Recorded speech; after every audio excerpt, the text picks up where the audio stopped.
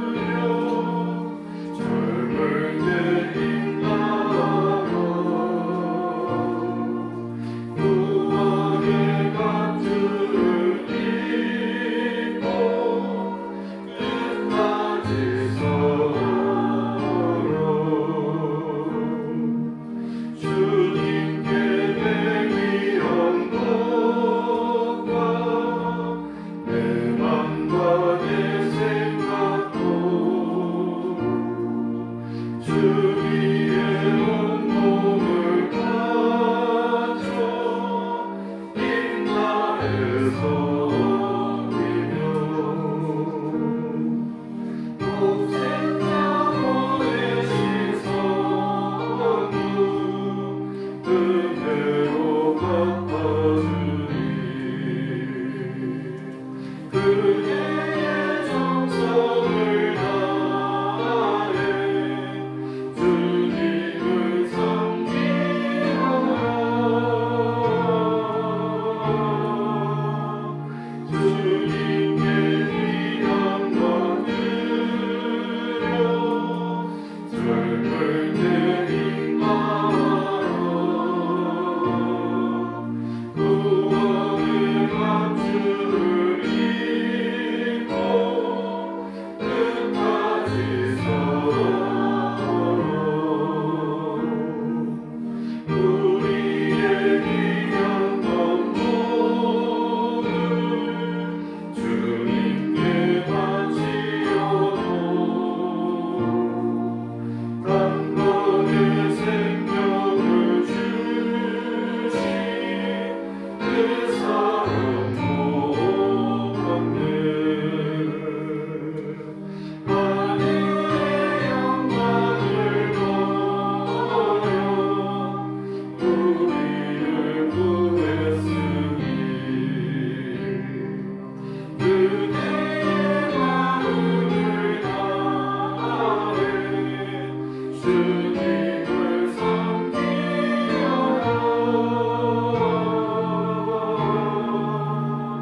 주님께 귀한 것 드려 젊을 때 힘나라 구원의 갑주를 입고 끝까지 서로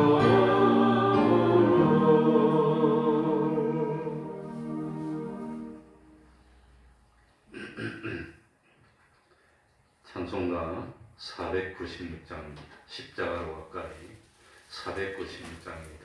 뒤에 문 좀 닫아주시기 바랍니다.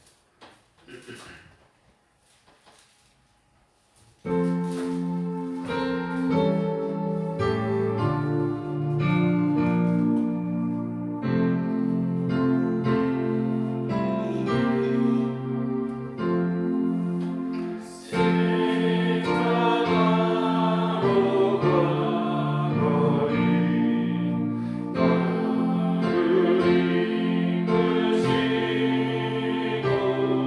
이끄시고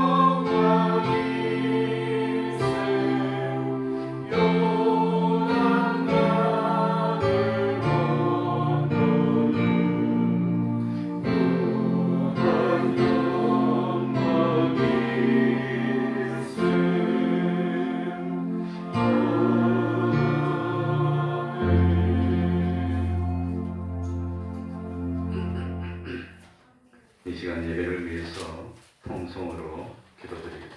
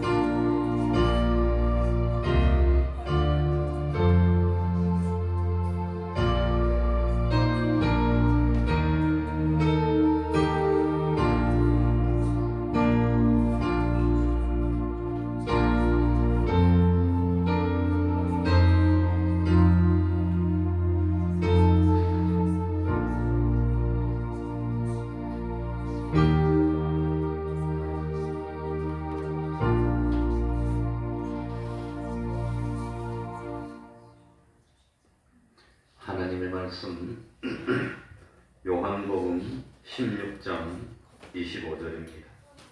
요한복음 16장 25절입니다.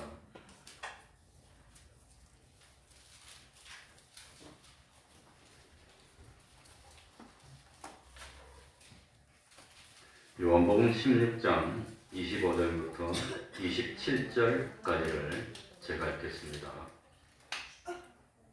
이것을 비사로 너희에게 일렀거니와 때가 이르면 다시 비사로 너희에게 이르지 않고 아버지에 대한 것을 밝히 이르리라. 그날에 너희가 내 이름으로 구할 것이요 내가 너희를 위하여 아버지께 구하겠다 하는 말이 아니니 이는 너희가 나를 사랑하고 또 나를 하나님께로서 온 줄 믿은 거로 아버지께서 친히 너희를 사랑하심이니라. 아멘.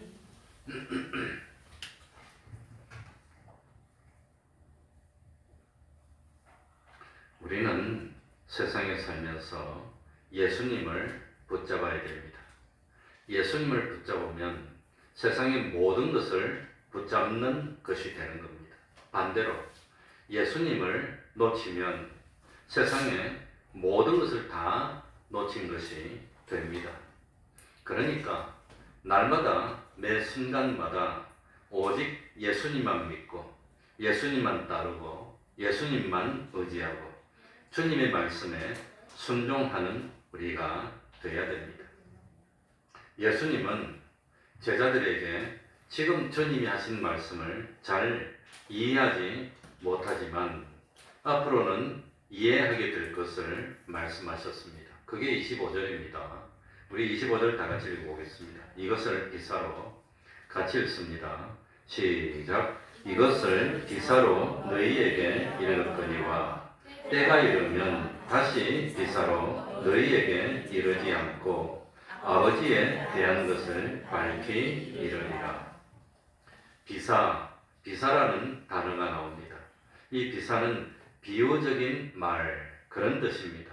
그러면 예수님은 본문에서 비사라는 단어를 무슨 의미로 사용했겠습니까? 이 비사는 비유적인 말로 사용했는데 그러면 이 비사는 참 무슨 단어를 이렇게 비사라고 표현했을까?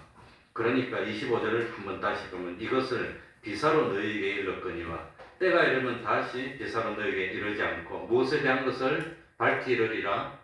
아버지에 대한 것을. 그러니까 이 비사는 무엇에 대한 말씀입니까? 아버지에 대한 일입니다. 아버지. 그러니 이 참 그 예수님이 어떤 것을 비사로 말씀하셨다고 해서 예수님이 그것을 불분명하게 말씀하신 것은 아닙니다. 예수님은 언제나 모든 것을 분명하게 가르쳐 주십니다. 단지 예수님의 말씀을 듣는 사람의 이해력이 부족하기 때문에 제대로 깨닫지 못해서 그렇습니다. 그러니 바다 위에 떠 있는 그 빙산은 우리가 이 바다의 빙산을 보면 빙산이 이렇게 보입니다. 그런데 빙산은 그 물 위에 나와 있는 부분은 전체 빙하 중에서 10%밖에 안 된다. 10분의 1입니다. 그러니 참 배를 타고 가다가 뭡니까? 빙산 이런 산 같은 것은 밑에는 어마어마한 것이 있는 겁니다. 이게 보이는 그 빙하가 녹는데 시간이 오래 걸리는 이유입니다. 그러니까 90%는 물속에 잠겨 있어서 볼 수가 없다는 겁니다. 비사라는 말씀의 뜻도 마찬가지입니다. 원래 예수님이 주신 말씀의 의미는 어마어마하게 큽니다.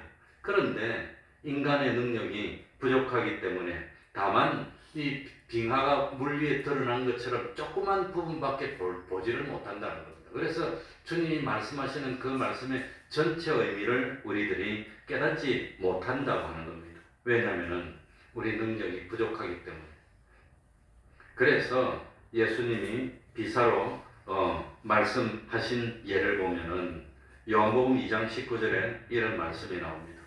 예수께서 대답하여 가라사대 너희가 이 성전을 헐라 내가 며칠 동안에 일으키리라 사흘 동안에 일으키리라. 지금은 우리가 이 말씀 모르는 사람이 없잖아요. 그런데 지금은 다 압니다 우리가. 근데 예수님 당시에는 이 말씀을 이해를 못하는 겁니다. 왜? 우리는 예수님이 죽으시고 사흘 만에 부활하셨고 이 참 주님의 몸이 진짜 성전이고 우리 교회도 주님의 몸된 성전이고 그러니까 예수님이 참 내가 너희들이 성전을 헐면 사흘 만에 일으키리라. 그러니까 성전을 하는 것은 눈에 보이는 회록궁을 망가뜨리는 게 아니라 나를 죽인다는 겁니다. 그러면 저기도 3일 만에 다시 부활할 거야. 이 뜻인 거 다 압니다. 근데 예수님 당시 사람들은 그걸 깨달을 수가 없는 겁니다. 왜냐하면 부활을 모르니까. 아직 부활한 걸 보지를 못했으니까. 주님이 죽어도 부활하리라는 생각은 추워도 못하는 겁니다. 그러니까 이게 무슨 소리냐. 알 수가 없다고 하는 겁니다. 그러니 그 당시에 예수님의 제자들뿐만 아니라 이 유대인들은 이 주님이 하신 말씀을 그건 뭐 알 수가 없는 겁니다. 그래서 참 유대인들은 예수님의 말씀하신 의도와는 전혀 다르게 예수님에게 다시 물어봅니다. 요한복음 22장 20절입니다. 유대인들이 가로되 이 성전은 46년 동안 지었거늘 내가 3일 동안에 일으키겠느냐. 그러니 뭐 46년 동안 지었는데 예수님이 어떻게 3일 동안 일으킵니까? 그거 이해가 안 되는 겁니다. 주님의 몸이 성전이라는 걸 모르는 사람들은 이 말을 아무리 들어도 알 수가 없다고 하는 겁니다. 거의 비쌉니다. 그래서 나중에 이 참 예수님이 비사로 하신 말씀의 뜻을 다시 가르쳐 줍니다. 요한복음 2장 21절 22절에 다시 한번 말합니다. 그러나 예수는 성전된 자기 무엇을 가리켜?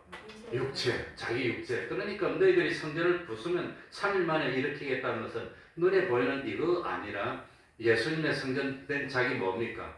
육체라고 하는 겁니다. 육체를 가리켜 말씀하신 것이라.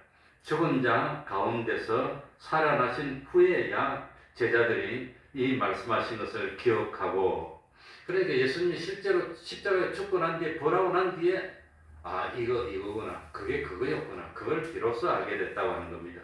성령과 예수의 하신 말씀을 믿었더라. 그러니 그 당시는 제자들이 아무리 예수님이 가르쳐줘도 못 알아들어요. 그러니 얼마나 답답합니까? 눈으로 본다고 보는 거 아닙니다. 귀로 듣는다고 듣는 것이 아닙니다. 얼마나 답답했을까?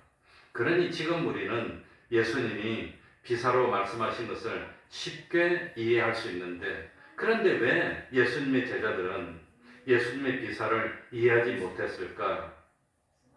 예수님의 말씀이 불분명해서 그런 거 아닙니다. 우리는 지금 다 압니다. 예수님 말씀은 분명했습니다. 그러나 제자들의 능력이 안 됐어요. 그 당시에는. 요한복음 16장 12절 13절 내가 아직도 너희에게 이를 것이 많으나 지금은 너희가 감당치 못하리라. 그러하나 진리의 성령이 오시면 그가 너희를 모든 진리 가운데로 인도하시리니 그가 자유로 말하지 않고 오직 듣는 것을 말하시며 장래일을 너희에게 알리시리라. 그러니 제자들이 참 너희들이 성전을 허물라. 그럼 내가 4일 동안 일으키리라. 이 말씀을 이해 못한 것은 아직 뭘 못 받았어요? 성령을 못 받았어.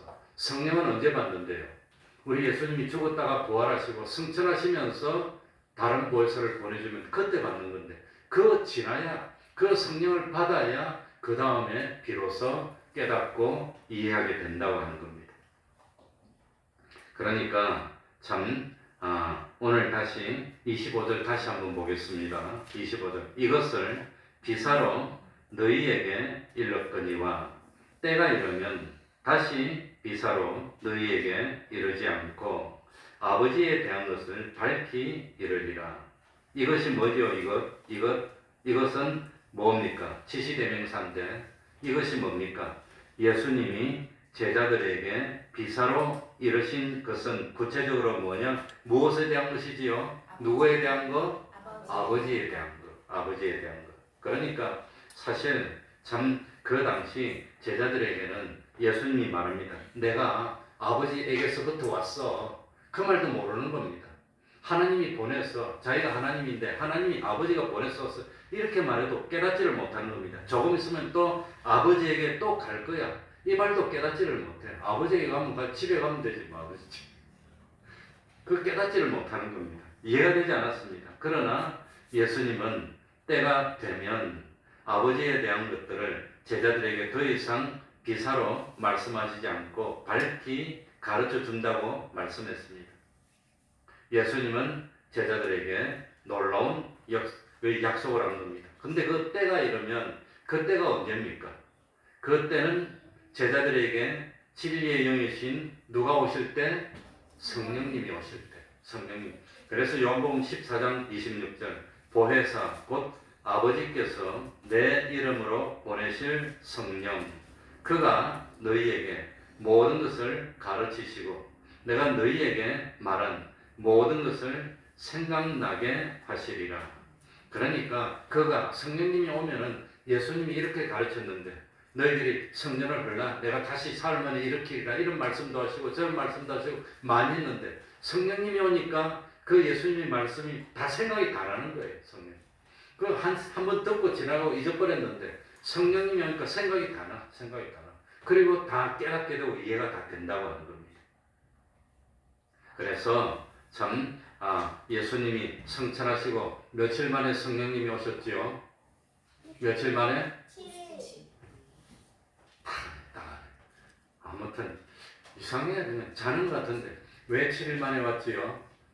6월절은 출애굽 이후에 며칠 만에 6월절이죠? 50일. 6월절은 뭘 잡는 날입니까? 어린 양을 잡는 날. 어린 양을 잡는데 어린 양이신 누굽니까? 예수님. 예수님이 십자가에 못 박혀 죽으시고 며칠 만에 부활했지요? 3일. 그리고 세상에 며칠 계셨지요? 40일. 그럼 43일이 지났어요. 죽은 지. 그럼 50일 되려면 며칠 남았습니까? 7일 있으면 일주일 기다려. 왜 예루살렘을 떠나지 않고 며칠 기다린다? 일주일 기다린 겁니다. 7일 동안. 7일 기다렸습니다. 그래가지고 오순절날 제자들이 성령 충만을 받습니다. 그러자 제자들은 예수님이 말씀하신 것이 막 기억이 나는 겁니다. 그때 이렇게 했는데 그게 이 뜻이구나.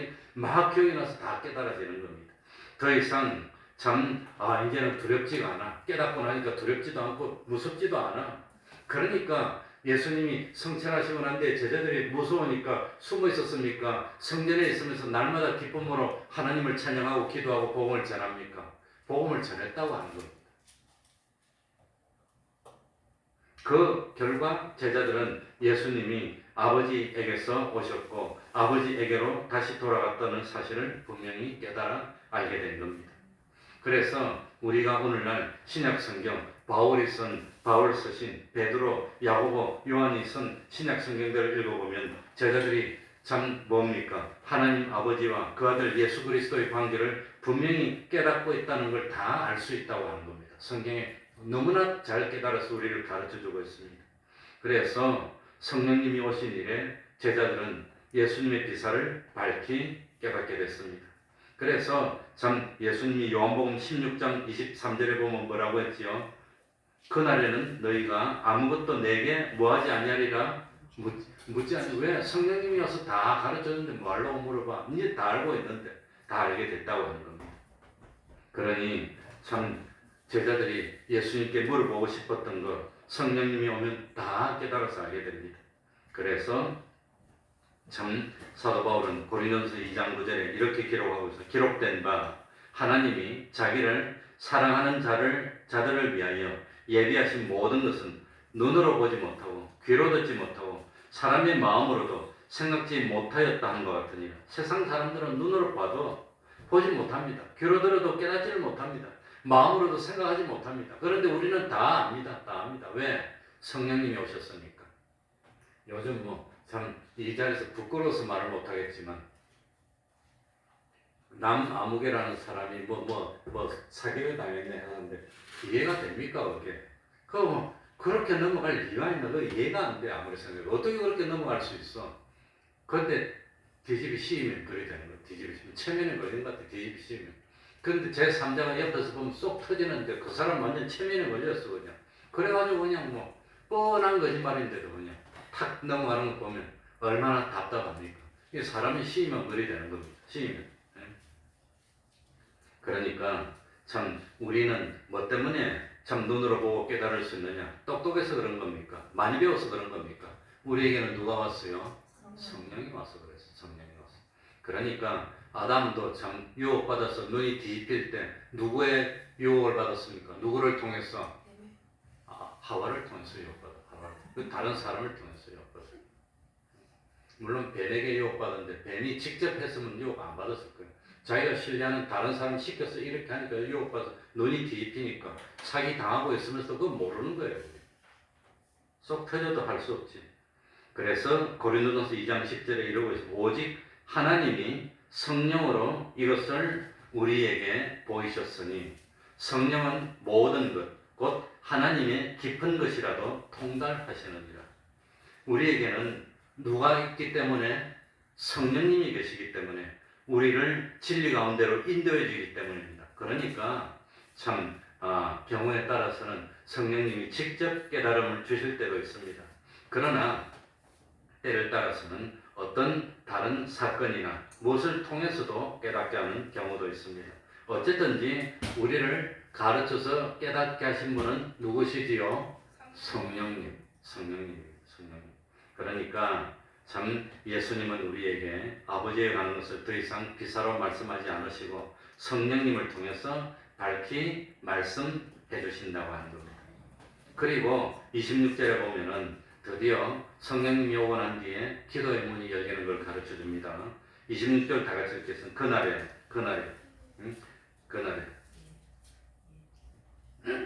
다 같이 읽겠습니다. 시작. 그날에 너희가 내 이름으로 구할 것이요 내가 너희를 위하여 아버지께 구하겠다 하는 말이 아니니.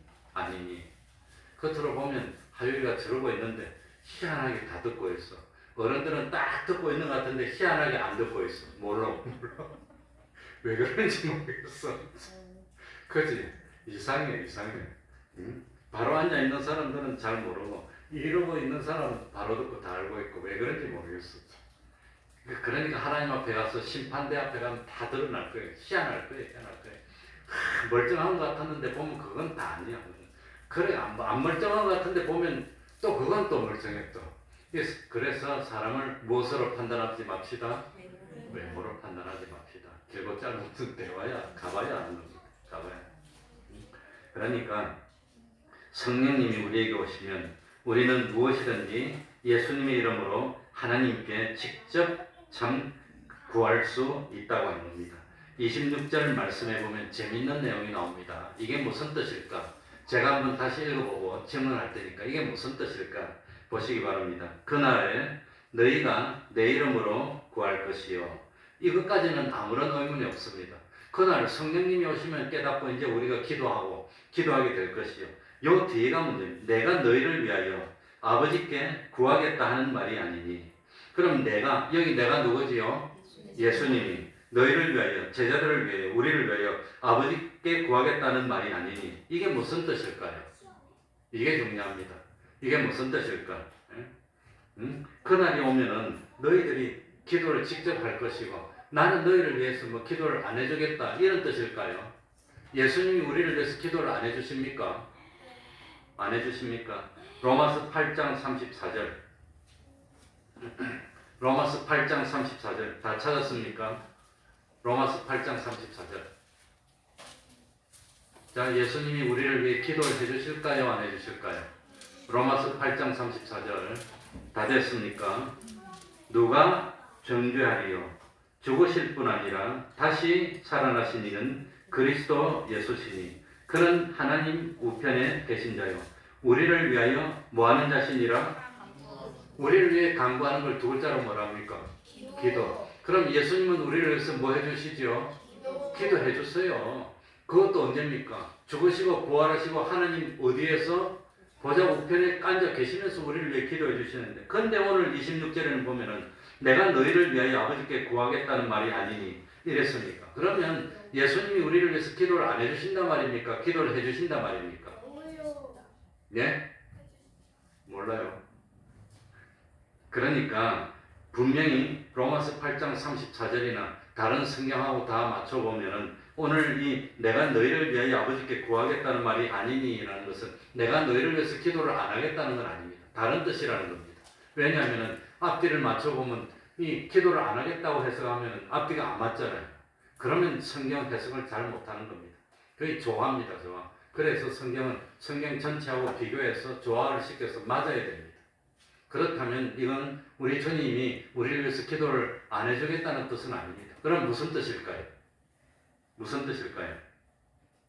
그러니까 참 이 말이 무슨 뜻이냐? 그전에는 우리들이 하나님께 기도를 하지 못했는데 이제 참 예수님이 또 다른 보혜사를 보내주셔서 성령님이 우리 속에 계시고 우리가 다 깨달음을 가지고 참 그리스도의 영이 우리 속에 있으면 우리는 누구의 사람이지요?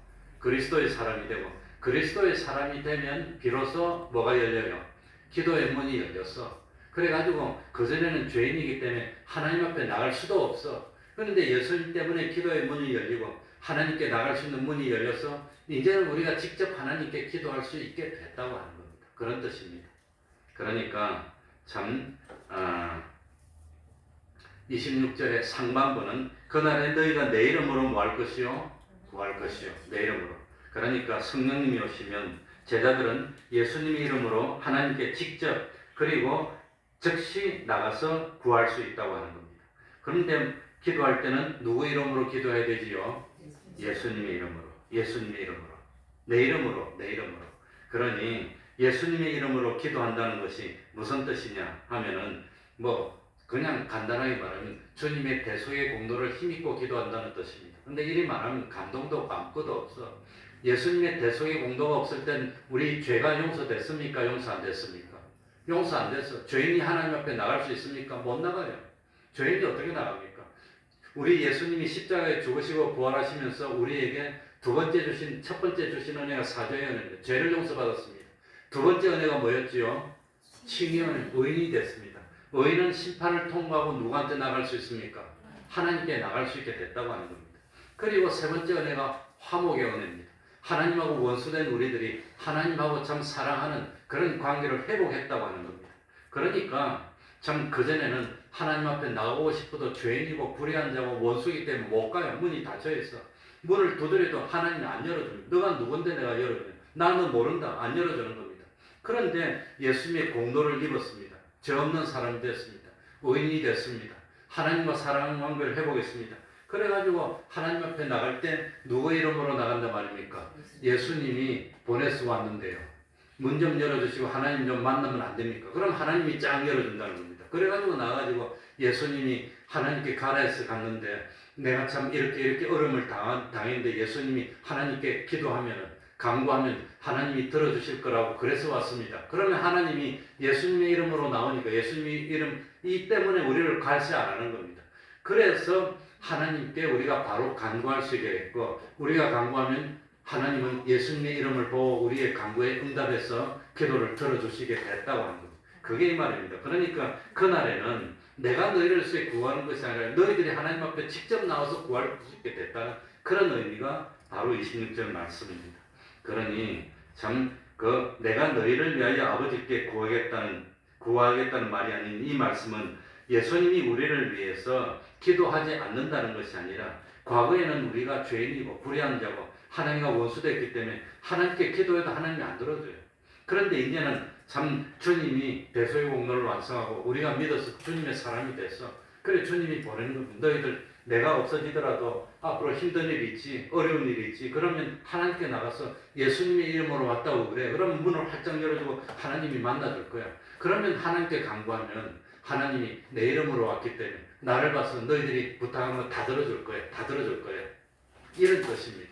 그러니 참 뭡니까? 내가 어려운 일이 있었는데 그 어려운 일 내 힘으로는 해결할 수가 없어. 그런데 어떤 사람한테 가서 말했더니 그 사람이 누구한테 가서 내가 보내서 왔다 그러면 들어줄 거다. 가보라. 그럼 가면 이 누가 보내서 왔는데 그러면 그냥 들어주는 겁니다. 그래서 이 예수님이 보내줘서 왔어 하나님께 그 뜻입니다. 그러니까 참 내가 너희를 위하여 아버지께 구하겠다는 말이 아니니 이거는 내가 너희를 위해서 구하지 않는다는 게 아니라 이제는 내가 안 구해도 돼. 너희들이 직접 구해도 돼. 이제는 내 이름으로 나가서 구하면 하나님 다 들어줘.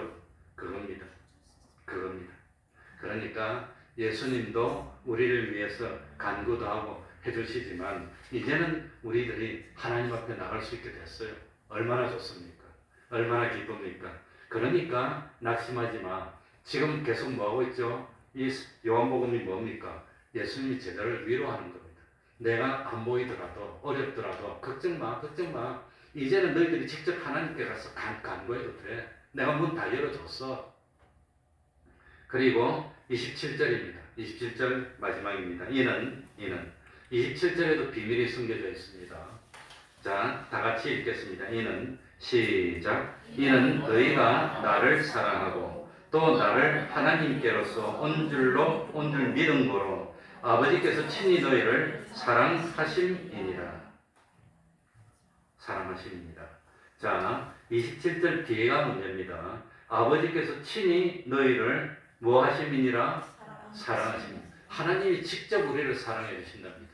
이전에는 누가 우리를 사랑해 줬어요? 예수님이 사랑해 줬어. 예수님이 항상 같이 있으면서 예수님 파도가 칩니다. 예수님 먹을 거 없습니다. 예수님 저 아이들이 자꾸 귀찮게 합니다. 이런 그냥 다와를 다 해결돼 사랑해 줬어. 그런데 이제는 우리 주님이 참 죽으시고 부활하시고 이 하늘나라로 가면서 이제는 하나님이 직접 사랑해 줘. 너희를 하나님. 내가 이때까지 사랑해 줬는데 이제 하나님이 직접 사랑해 줘. 걱정 마. 그러니까 여기서 중요한 것은 하나님의 사랑을 표현할 때는 우리가 무슨 사랑이라고 그랬죠? 무엇의 사랑? 아가페 사랑. 우리 아가페입니다. 아가파워라고 합니다. 사랑하다 동사로는 아가파워입니다. 그러니까 이 하나님이 사랑하신다는 표현을 쓸 때는 보통 아가페를 쓰는데 오늘 27절에 하나님이 우리를 친히 사랑하신다는 말을 썼을 때는 아가페가 아니고 필레오입니다. 이 필레오는 언제 쓰는 거라고 그랬지요? 가족 간의 사랑. 그 사랑 중에서 가족 간의 사랑은 못 끊습니다. 이거는 자식은 어쩝니까? 자식인데 자식인데 어쩝니까? 이거는 그냥 본능인데 본능. 그러니 나는 굶어도 되는데 아들 딸 굶는 거는 못 보겠어. 참 나는 좀 힘들어도 고통스러워 참을 수 있는데 뭐 죽겠더니 저 어디 가서 팍 안 죽나 그러던 건데 지가 고생하는 것 보니까 못 살겠어. 내가 못 견디겠어. 그게 누구 간의 사랑이란 말입니까? 가족 간의 사랑. 이 가족 간의 사랑도 뜨거운 사랑입니다. 참 오래되긴 했지만 바닷가에 놀러 갔어. 그런데 뭡니까? 신문에서 내가 직접 본 겁니다. 오래됐지만 어떤 사람이 참 결혼해가지고 애를 낳았어. 애가 한 돌이나 좀 지났나 몇 살 됐나 그런데 그래가지고 힘들게 일하다가 일도 좀 잘 되고 그래서 더운 여름인가 봉고차 옛날에 있던 봉고차 타고 인천으로 놀러 갔는데 근데 비서들한테 차를 세워놓고 그 다음에 아마 사이드를 땡기고 남자가 나서 운전하다가 이렇게 하고 바다 보고 이러고 있는데 차가 점점 미끄러져서 바닷속으로 쏙 들어가 버렸어. 자기 아내하고 아이가 탔는데. 그래가 물속에 싹 잠겨버렸어. 그랬더니 좀 있으니까 놀래가지고 이리 건질라는데 좀 있으니까 이 엄마가 아이를 이 손으로 들고 올렸어. 그래가 와서 아이를 건졌는데 쏙 들어가서 부인은 죽고 말았어. 그러니까 아이 엄마가 자기는 죽으면서 누구를 살리고 죽었어요. 아이를 살리고 죽은 그게 가족의 필레오라는 겁니다. 필레오. 그게 필레오입니다. 그런데 참 뭡니까? 오늘 27절에 보니까 하나님이 우리를 사랑하시는데 아가파오 한 게 아니라 필레오라고 했다는 게 무슨 뜻일까요? 그게 무슨 뜻이냐? 그전에는 우리하고 하나님하고 남남이었어, 남남. 그런데 예수님의 대속의 공로가 있고 우리가 참 주님을 믿으니까 하나님하고 우리가 남남이 아니라 이제는 하나님이 우리의 누가 됐습니까? 아버지가 됐어, 아빠가 됐어. 그러니까 아빠가 아들을 사랑해 주신 그 사랑으로 사랑해 주겠다고 하는 겁니다. 그전에는 남이었어. 남이었는데 이제는 실제로 가족이 돼버렸어. 그래가지고 예수님은 하나님의 아들이고 참 하나님은 예수님의 아버지인데 우리도 하나님의 아들이 돼버렸어. 우리도. 그래가지고 하나님이 남을 사랑하는 게 아니라 아버지가 아들을 사랑하듯이 사랑해 준다는 그런 표현이 필레오라고 하는 겁니다. 그러니까 예수님이 이 세상을 떠나면서 너희들도 하나님의 누가 됐느니라? 아들이 됐어, 아들이 됐어. 그래가지고 성경에 보면은 뭡니까? 하나님을 우리가 부를 때 무슨 아버지라고 부른다 했지요? 아빠, 아버지. 아빠는 아바는 뭐 똑같은 겁니다. 아빠. 여기 아바라고 하는 말이 뭡니까? 그 아람어를 그러니까 세계에 아버지, 아빠라는 말은 우리도 아빠라는데 그 사람들도 아버지를 아빠라고 부르는 겁니다. 근데 아버지라고 부를 때하고 아빠라고 부를 때가 어떻게 다릅니까? 아주 정다운 관계일 때. 정말로 좀 아버지는 공식적인 포멀한 용어 같으면 아빠는 뭡니까? 이거는 참 뭐 정감 있는 그런 아주 친근한. 그래서 그 참 뭡니까? 그 어린아이들이 아버지에게 뭐 사주할 때 아빠 아빠 이렇게 부르는 것처럼 우리가 하나님을 부를 때 아버지라고 부르지 않고 뭐라고 부르려요? 아빠 아빠 이렇게 부르면서 기도하고 간구하면 아빠가 아들 보고 사랑해서 그냥 안 줄 수 없어 주는 것처럼 그렇게 사랑해 주는 게 그게 아빠 아버지입니다. 아바 아버지라고 하는 겁니다. 그러니 참 하나님이 우리를 사랑해 주시면서 어떻게 사랑해 주신단 말입니까? 아빠가 아들을 사랑해 주시지 돌봐주시지 그런 사랑을 해준다는 표현이 여기에 아버지께서 친히 너희를 사랑해 줄 거야. 이제 내가 없어도 내가 사랑하는 것보다 더 진한 사랑으로 그야말로 아버지가 참 아들을 챙겨주듯이 사랑해 줄 테니까 너희들 뭐하지 마? 염려하지 말고 근심하지 마라. 하나님을 믿으니 나를 믿고. 그러니까 하나님이 우리의 아빠가 되어주는 조건이 27절에 나옵니다. 뭐지요? 27. 이는 너희가 나를 뭐하고? 사랑하고 또 나를 하나님께로서 온 줄로 뭐한 거로? 믿음. 그러니까 하나님이 우리 아빠가 되는 조건은 우리가 하나님을 뭐하는 거? 사랑하는 겁니다. 사랑하는 거. 그러니 내가 뭐 이런 비유를 쓰기가 좀 불편하긴 한데 여기 우리 식구들이 있으니까 예를 들어가지고 부모 입장에서 참 아들이 장가를 갔는데 예쁜 며느리가 우리 아들을 사랑한다고 시집 와서 그런데 둘이 사는 거 보니까 며느리가 아들을 얼마나 사랑해 주는지 그냥 막 믿고 따르고 이런 거 보면은 며느리가 이쁘게 보여. 더 이쁘게 보여. 그런데 하나님도 딱 우리를 보니까 우리가 예수님을 뭐 한단 말이죠? 믿고 사랑하면서 막 따르는 거 보면은 너무 귀여워서 어쩔 줄 모르고 좋아서 어쩔 줄 모르는 그런 관계가 하나님하고 우리와의 관계라는 겁니다. 그래서 참 우리들이 하나님이 우리를 사랑해 주시는데 포멀한 어떤 아가페의 사랑이 아니라 정말로 아버지가 돼서 식구가 되어서 완전 가슴 찡해서 견딜 수가 없어. 그래서 막 챙겨주고 싶고 사랑해주고 싶고 차라리 내가 죽을지언정 너는 안 돼 하는 이런 사랑을 받을 수 있는 조건이 우리가 예수님을 뭐하는 거? 사랑하는 거. 두 번째 예수님을 우리의 하나님의 아들로 구세주로 뭐하는 거? 믿는 거. 그렇다면 참 우리가 예수님을 사랑한다는 걸 어떻게 보이면 됩니까? 어떻게 보이면 되지요? 자, 성경을 왼쪽으로 두 장만 넘깁시다. 요한복음 14장 몇 절? 21절. 15절입니다. 15절도 있고 21절도 15절 봅시다. 너희가 나를 뭐하면? 사랑한다면 나의 무엇을 지키라? 하나님을 사랑하는 표가 무엇으로 나타나지요? 하나님의 말씀을 지키는 것으로 나타납니다. 그러니까 율법이 뭐니 말할 필요가 없어. 정말로 나를 사랑한다면 뭘 지켜? 그래 율법이라고 지키는 게 아닙니다. 사랑한다면 안 지킬 수가 없어. 주님이 그토록 애타게 하는 말씀을 어떻게 안 지키고 있습니까? 그 우리가 주님을 사랑하고 믿는 표는 계명을 지키라는 거. 이거 잊지 말았어. 그래서 하나님을 아빠로 모시고 기도하고 응답받는 기쁨을 누리는 우리가 되어야 되겠습니다. 기도하겠습니다. 하나님 아버지 감사드립니다. 우리를 고아처럼 버려두지 않으시고 주님이 떠나시고 또 다른 보혜사 성령님을 보내주셔서 깨닫도록 하여 주시고 기도하게 하여 주시고 하나님께 사랑받을 수 있도록 해 주셨으니 참 우리는 근심하지 않아도 됩니다. 염려하지 않아도 됩니다. 참 광야 같은 세상이지만 우리 주님이 내내 함께 하여 주시고 하나님 보좌 우편에 앉아 계시면서 우리를 위하여 기도하여 주시고 또 우리도 직접 하나님께 나가서 기도하여 응답받는 그 기쁨을 누리며 세상 살면서 모든 근심 염려 주님께 맡기고 주님 안에서 평안을 누리고 기쁨을 누리며 주님을 목자로 삼아서 부족함이 없는 삶을 사는 저희들이 될 수 있도록 은혜 베풀어 주시옵소서. 예수님 이름으로 기도하옵나이다. 아멘. 찬송 올리겠습니다. 441장입니다. 비바람이 칠 때와 441장입니다.